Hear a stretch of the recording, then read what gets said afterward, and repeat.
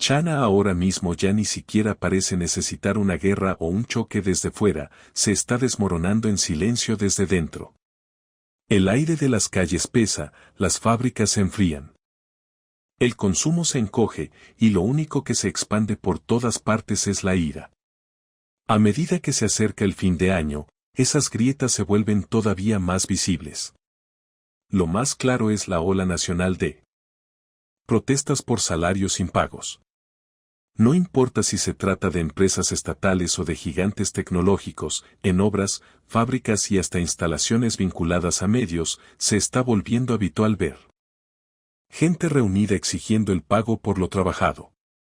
Lo que hoy se observa en muchas ciudades chinas ya no es una simple negociación laboral.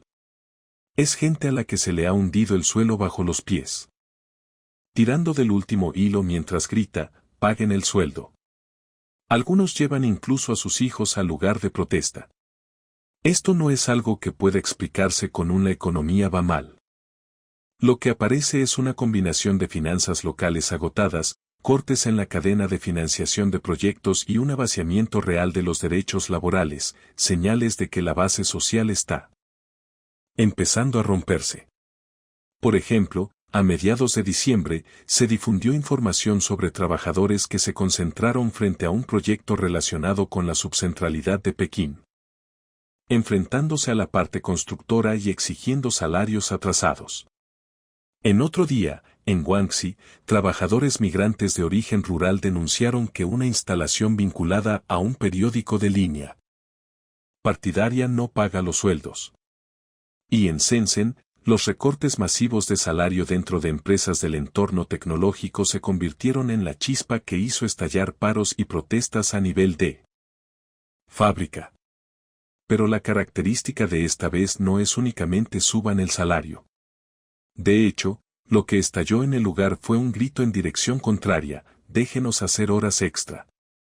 Suena a inversión completa del sentido común, pero para quienes están allí, se ha convertido en una condición de supervivencia. En una fábrica de Shenzhen, la empresa anunció que cumpliría estrictamente la ley laboral, imponiendo semana de 5 días y jornada de 8 horas, reduciendo o eliminando las horas extra. En el papel, se presentó como para proteger la salud de los empleados. En la práctica, el ingreso neto de muchos trabajadores se derrumbó de golpe.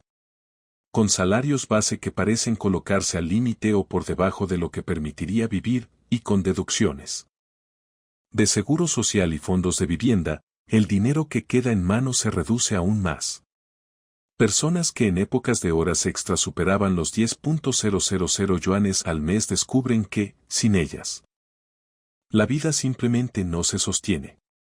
Los alquileres de Shenzhen, aunque encajen en el rango de una gran ciudad, son una pared para quienes cobran poco. Incluso una habitación mínima para solteros exige miles de yuanes al mes. Si se suman comida, transporte, educación de los hijos y remesas a la familia, el sueldo desaparece. En ese contexto, la frase real es, sin horas extra, se pasa hambre. Mientras ese sea el punto de partida, la jornada de 8 horas no se percibe como un derecho, sino como una norma que destruye la vida. En esa fábrica, trabajadores bloquearon la puerta desde temprano. Camiones de logística formaban filas largas sin poder entrar. En pancartas se mostraba, con cifras, la caída del ingreso tras eliminar las horas extra. Algunos se arrodillaban para suplicar. Y lo que se susurraba allí no era se acabaron los pedidos, sino otra explicación: la producción se trasladó a plantas en el extranjero, donde el salario es más bajo. El cumplimiento estricto de la ley laboral se interpretó como pretexto para recortar personal y empujar renuncias voluntarias sin pagar compensaciones, manteniendo el ingreso en un mínimo que obliga a irse. La protesta duró varios días y terminó concentrándose en dos exigencias: o restauren las horas extra, o páguenos una compensación justa según los años trabajados y déjenos salir. En ese punto se condensa la dificultad estructural de la economía china. Lo que se pide no es lujo, es la condición mínima para mantenerse vivo.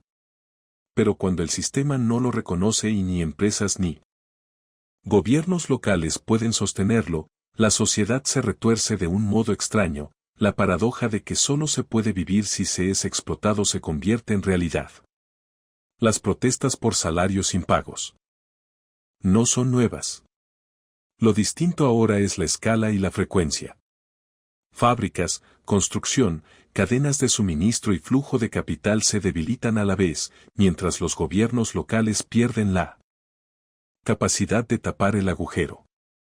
Con el desplome inmobiliario, el derrumbe de contratos en construcción, la caída abrupta del ingreso migrante y la explosión de deuda local, el retraso en pagos de obras deja de ser una excepción para volverse rutina. Y cuando se vuelve rutina, la tensión social se vuelve crónica, combustible disponible en cualquier momento. En el mismo eje temporal. La retirada de capital extranjero avanza con un realismo cada vez más evidente. Los movimientos de empresas japonesas son simbólicos, un centro de producción de componentes electrónicos y de precisión que funcionó durante décadas se reduce o se traslada, y el empleo local se evapora. Pero esto no termina en cerró una fábrica. Se encoge toda la zona de vida que dependía de ella. Tiendas, comedores, residencias, logística, subcontratistas, pequeñas empresas alrededor. La luz no se apaga solo en el edificio industrial, se apaga en el circuito económico regional. Detrás de esas salidas hay una simetría entre tecnología y trabajo. China es un mercado enorme, sí. Pero la producción basada en mano de obra reemplazable se mueve hacia lugares donde el salario es más bajo y el riesgo político es relativamente menor. Si la tecnología central permanece en manos de la empresa y China no puede sustituirla por completo, las compañías tienden a una estrategia final, proteger la tecnología y mover el trabajo. No es solo un asunto de costo, la opacidad de políticas, las regulaciones sobre datos y el deterioro del entorno exterior aceleran la decisión. Lo interesante es que el sentimiento anti-extranjero que el Estado intenta alimentar no coincide necesariamente con el sentido común de quienes viven en la ciudad. Aunque la propaganda alimente emociones contra Japón, muchos sienten, la política es una cosa, mi vida es otra. Que se formen largas colas en restaurantes japoneses nuevos o que se viralicen videos de gente ayudando a un extranjero perdido muestra ese desfase. Las personas se mueven más por la vida concreta y el beneficio inmediato que por el discurso estatal. Y cuanto más difícil se pone el día a día, más la propaganda se ve flotando, desconectada. Mientras tanto, incluso en la capital, Pekín, la crisis ya se percibe como una atmósfera. Los centros comerciales pierden el bullicio de antes. Las tiendas quedan vacías, aumentan los cierres y las rebajas. Cuando el consumo se enfría, el impacto se propaga a todos los sectores. Restaurantes quedan atrapados entre alquiler, salarios y costo de insumos, y terminan cerrando. Que los compradores de equipamiento usado estén más ocupados es señal de que aumentan los negocios que bajan la persiana. Ver un patio de comidas cerrado por completo y equipos desmontados apilados como chatarra no es solo una imagen, significa que el estómago de la ciudad se está encogiendo. El desempleo no es solo una cifra. Es una notificación repentina de despido, sin compensación, y la respuesta fría de si quieres demandar, demanda. Cuantas más historias así circulan, más la gente aprieta el bolsillo. Y entonces se vende menos, cierran más locales, y cae más el empleo, es un colapso del ciclo. La presión financiera también abre grietas dentro de la familia. El derrumbe económico aparece como tensión en relaciones humanas. Cuando la vida se acorrala, los choques empiezan primero en lo más cercano.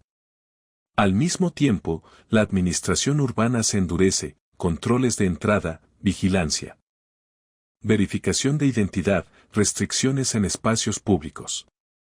Cuanto más cae la economía, más rígido se vuelve el gobierno. Pero cuanto más rígido, más asfixia se siente, y cuanto más asfixia, más baja la temperatura social. Así la ciudad se desliza hacia un estado extraño, hay gente, pero no hay vitalidad. En ese mismo periodo, también creció la sospecha sobre nuevas empresas chinas de vehículos eléctricos.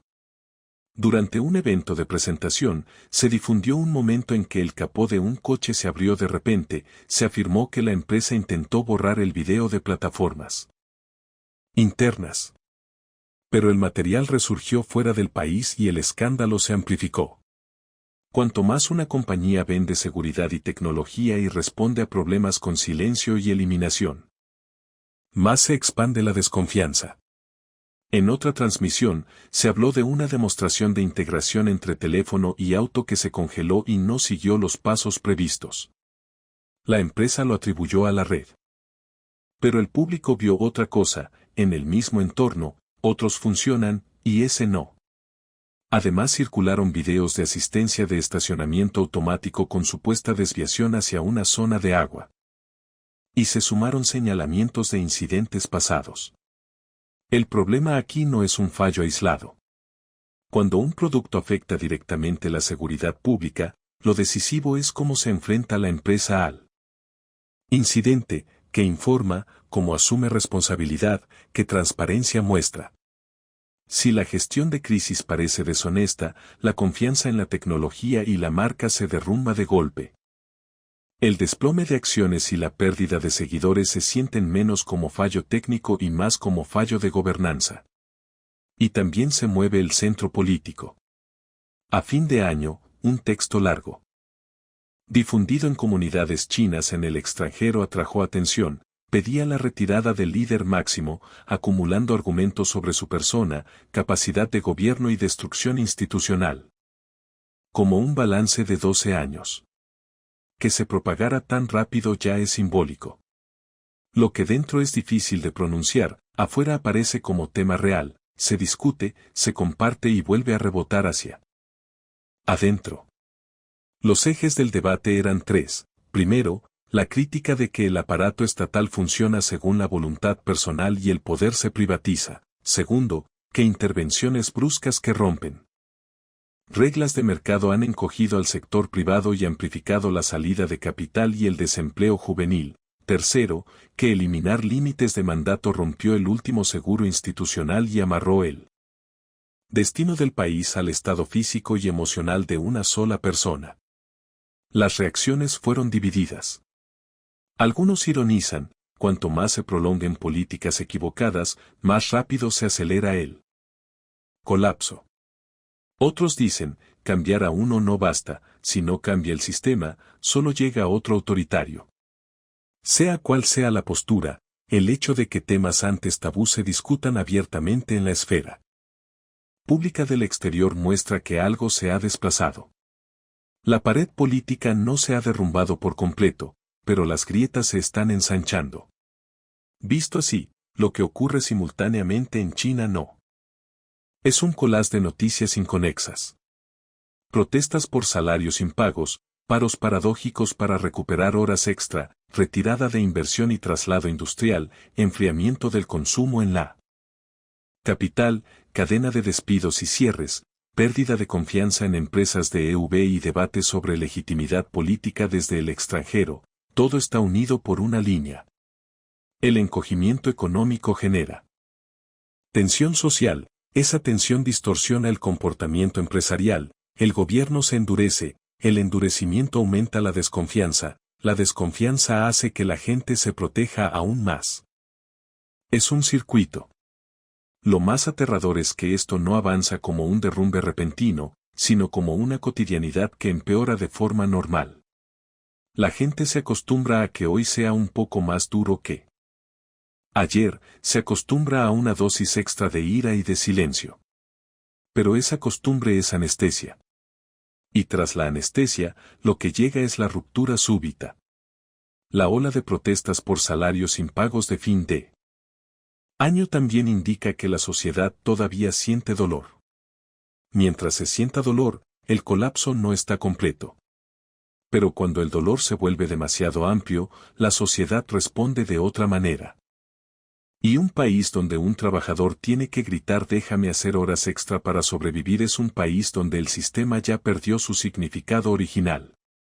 En el momento en que la jornada de 8 horas deja de ser un derecho y se convierte en una condición que empuja al hambre, ya no hablamos solo de crisis económica. Hablamos de una crisis del mecanismo que sostiene la dignidad humana. Lo que China enfrenta no es un problema aislado de sanidad, industria o política, sino una prueba de sostenibilidad social. China no está en la puerta de una gran crisis, ya está dentro. La insatisfacción acumulada ya no se queda encerrada bajo la superficie. El aire pesa, la respiración urbana se hace corta y los ojos de las multitudes pierden calma. Una tensión que hace sentir que una chispa pequeña podría prenderlo todo se filtra incluso en los huecos del día a día. Un bloguero describió la atmósfera así: quien tenga sensibilidad se dará cuenta de que cambió la densidad del aire. Las emociones reprimidas se acercan al punto crítico y un estímulo mínimo podría hacer estallar todo. Lo más peligroso es el aumento de quienes no tienen nada que perder, sin matrimonio, sin hijos, sin activos, con vínculos familiares débiles, incluso sin apego al futuro. Cuando la esperanza se recorta hasta casi desaparecer, cambia incluso la forma de temer. Y cuando el miedo se transforma, la sociedad entra en zonas imprevisibles. Esta inquietud no es abstracta. En pocas semanas, en Shenzhen, una megaciudad de más de 17 millones, ocurrieron varios incidentes graves. Shenzhen es el corazón industrial y tecnológico, un lugar donde el control es denso. Que allí se repitan casos en poco tiempo se interpreta como signo de que el orden se está dando vuelta desde dentro. Ya no puede etiquetarse como mala suerte individual. La sociedad está tensada al límite, choques mínimos pueden caer en desenlaces irreparables. Y lo más inquietante es que muchos detonantes nacen de fricciones pequeñas, una discusión, un gesto, una queja, una sola evaluación. Esos choques pueden terminar en consecuencias desproporcionadas. Por debajo está el ambiente en él. Que datos personales, sobre todo direcciones, pueden usarse como arma. Datos recogidos por administración se convierten en herramientas de amenaza. Cuanto más se reseca la ética y más crece la irritación, más esos datos pasan de ser útiles a ser peligrosos. El sistema de estrellas de plataformas de reparto también se volvió un espejo de la distorsión social. En teoría mejora la calidad, en la práctica es presión sobre el trabajador. Una mala evaluación puede significar multa, menos pedidos y caída inmediata de ingresos. Para alguien ya castigado por el algoritmo. Otra mala estrella es el borde del abismo. La presión sin salida empuja a los extremos. No es solo un choque entre cliente y trabajador, es una estructura donde el algoritmo gobierna la vida. Recorta dignidad laboral y amplifica conflictos cotidianos. El peligro no vive solo en las noticias. Flota en esquinas, calles, carreteras. Trabajar y aún así no poder retirar ingresos. Ver la ganancia congelada mientras la vida sigue, acumula desgaste. En casa crecen tensiones, la mente se consume, y un día la presión revienta en medio de un trayecto o una jornada. No es un problema de carácter individual, es un sistema en el que el trabajador no controla su sustento, y eso vuelve inestable a la persona. Incluso tareas pequeñas se vuelven extremas. Cargas pesadas, ascensores rotos, subir escaleras, con pagos mínimos. La gente intercambia salud por propinas, vende su límite físico en fragmentos. Cuando en un lugar trabajar ya no garantiza vivir, la sociedad se rompe en silencio. Lo que se destruye no son estadísticas, es la confianza básica. En lugares con mucha gente, la tensión también sube, zonas turísticas, calles comerciales. Reuniones con alcohol. Aumenta la velocidad con la que una discusión se vuelve agresión. Cuando la economía se enfría, se reduce el margen emocional. Y cuando el margen se reduce, la ira enciende a corta distancia. Es psicología de crisis, no hace falta que cambien todos, basta con que suba la probabilidad para que la sociedad se vuelva más peligrosa. En el fondo hay una ecuación sin salida.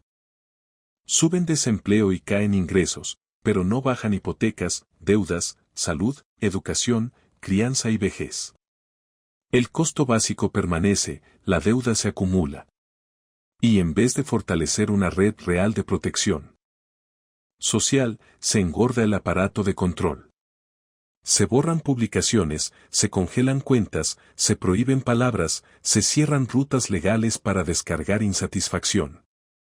Pero la insatisfacción no desaparece, se transforma, se acumula y estalla en lo cotidiano. Por eso se dice que lo que se desmorona no es la seguridad en sí, sino el modelo de gobernanza. Se corta el vínculo entre trabajo y supervivencia, se cierra el futuro, se quita la válvula de seguridad social. Y por eso las pequeñas historias parecen encadenarse, detrás hay una estructura enorme. Al mismo tiempo, se endurece la presión administrativa. Se reportan campañas a gran escala dirigidas a personas con doble nacionalidad o base en el exterior, comunidades chinas de ultramar y casos crecientes de gente detenida en aeropuertos o pasos fronterizos justo al entrar o al salir. Hay quienes reciben orden de borrar su registro doméstico o se les prohíbe salir. Para funcionarios, docentes y empleados de estatales de cierto nivel, se dice que los permisos de viaje se volvieron de varias capas y la gestión de pasaportes más estricta. Lo crucial es que la operación pierde flexibilidad y se vuelve mecánica, funciona con un sistema central de datos. Si aparece una alerta, se detiene de inmediato, con margen mínimo de negociación. Personas que antes cruzaban sin problemas se encuentran detenidas. Por primera vez, no por un caso personal, sino porque el sistema cambió. Y esa explicación, paradójicamente, se vuelve creíble. El registro doméstico no es un papel. Es un dispositivo de control. Un instrumento de clasificación, una cadena. Cuando la cancelación del registro y el aumento de vigilancia avanzan juntos, volver a casa deja de ser una visita familiar para convertirse en gestión de riesgo. Registro obligatorio de alojamiento, inspecciones de dispositivos, revisión de actividad en redes. Alguien dice, mi tierra ya no es mi tierra. Cuando la institución se adelanta al sentimiento humano, la sociedad se enfría. En el ámbito empresarial, otra crisis avanza. Para tapar la ansiedad por la competitividad tecnológica, se recurre a espectáculo y marketing excesivo.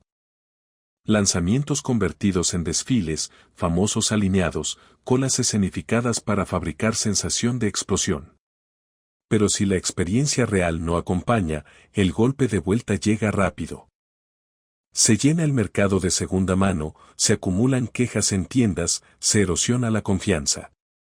El problema no es solo el producto, es la falta de transparencia y de respuesta honesta ante crisis. Lo que vuelve inestable a toda la marca. La presión externa también acelera. En Europa, se informó que el debate sobre retirar equipos de ciertas empresas de redes de telecomunicaciones podría pasar de recomendación a obligación legal. El foco no es si hubo una falta concreta, sino si en el futuro la empresa puede ser forzada a actuar por interés estatal. Cuanto más borrosa es la frontera entre Estado y empresa, más riesgo político carga la empresa al mercado. Y si ese riesgo no se acepta, el cerco deja de ser contra un producto, pasa a ser contra el modelo entero. En el centro político, señales inquietantes se acumulan. Cuando los cambios de personal militar se adelantan al ciclo habitual, a menudo no indican renovación ordenada, sino reparación urgente y reestructuración. Reemplazos, figuras que desaparecen, perfiles borrados, piezas sueltas que aumentan la ansiedad pública.